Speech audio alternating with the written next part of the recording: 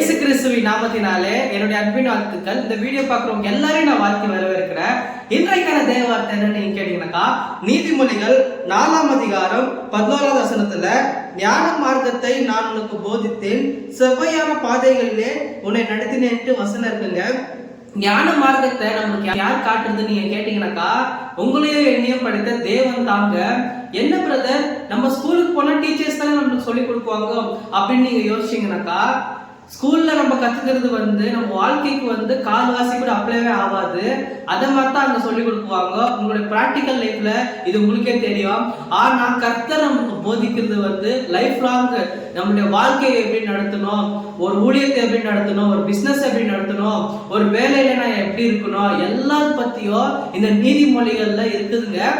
நம்ம நீதிமொழிகள்ல ஃபுல்லா படிச்சா நம்மளுக்கு தெரியும் நம்மளுடைய வாழ்க்கைக்கு நம்மளுக்கு என்னெல்லாம் தேவை. ஆசீர்வாதம் தேவை, ஐஸ்வர்யம் தேவை, அதே போல ஞானம் தேவை, அதே போல ஒரு விஸ்டம், எப்படி நான் ஒரு வேலையை கரெக்டா பண்றது. நீங்க சாலமோனை எடுத்துக்கிட்டீங்கன்னாக்கா, 2 பேர் தாய்மார்கள் சாலமோன் கிட்ட வராங்க.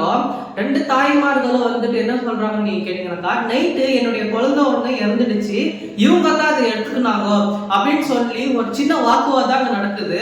அப்போ சாலமோன் ராஜா என்ன பண்ணாரு நீங்க கேட்டீங்கன்னாக்கா, சரி இருக்கிற அந்த ஒரு குழந்தைய கூட கொன்னுடலாம் அப்படின்னு சொன்ன உடனே அந்த உண்மையான தாய் என்ன பண்ணாங்க நீங்க கேட்டீங்கன்னாக்கா, இல்ல இல்ல வேண்டாம் வேண்டாம், அந்த குழந்தைய நீங்க அவங்களுக்கே கொடுத்துடுங்க அப்படின்னு சொன்ன உடனே அப்பதான் அந்த ராஜா உண்மையில கண்டுபிடிச்சிட்டாரு, நீங்க தான் இந்த குழந்தைக்கு உண்மையான தாய் அப்படின்ட்டு. அப்பேற்பட்ட ஞானத்தை கர்த்தர் இன்னைக்கு உங்களுக்கு கொடுக்க போறாருங்க. ஒரு விஷயத்தை எப்படி செய்யணும், ஒரு வேலையில நான் எப்படி இருக்கணும் அப்படின்ட்டு இந்த வீடியோ உங்களுக்கான வீடியோ தான். நிறைய பேர் ஒரு சொந்த வீடு இல்லாம, ஒரு சொந்த நிலம் இல்லாம ரொம்ப கஷ்டப்பட்டு இருக்கீங்க. இயேசு கிறிஸ்துவின் நாமத்தினாலே உங்களுக்கு ஒரு சொந்த வீடு கிடைக்க போகுது, ஒரு சொந்த நிலம் கிடைக்க போகுது. உங்களுக்கு ஒரு வண்டி கூட இல்ல, கர்த்தர் உங்களுக்கு ஒரு வண்டியை கொடுக்க போறாருங்க, ஒரு நல்ல வேலையை கொடுக்க போறாருங்க, உங்களை ஆசீர்வதிக்க போறாருங்க. உங்களுக்கு திருமண கைக்கூடி வரப்போது, ஒரு குழந்தைய கர்த்தர் கொடுக்க போறாருங்க. கர்த்தர் உங்களை உயர்த்த போற நாள் இது. எதிரியின் கண்களுக்கு முன்பே கர்த்தர் உங்களுக்கு ஒரு பந்தியை ஆயத்தப்படுத்தி வைத்திருக்கிறாருங்க.